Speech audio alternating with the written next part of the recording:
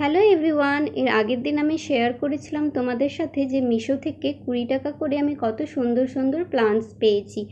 তো আজকে ভাবলাম তোমাদের সাথে একটু শেয়ার করি যে সেগুলিকে আমি কোথায় সাজিয়ে রেখেছি।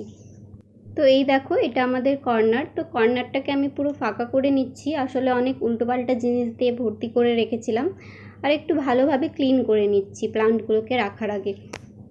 তারপর নিচের সেলফটাকে আমি শুধু ফাঁকা রেখেছি, আর বাদ বাকি সেলফগুলোতে এই প্লান্টসগুলোকে রেখে দিচ্ছি।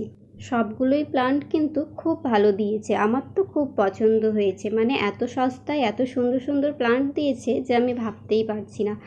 আর নিচের সেলফটাতে ভাবছিলাম অনেকক্ষণ ধরে কি রাখবো। তো এই দুটো প্লান্ট যে আছে, এটা আমি এমনি অফলাইনেই কিনেছিলাম। তো এই দুটোকেই ভাবলাম যে নিচে রেখে দিই।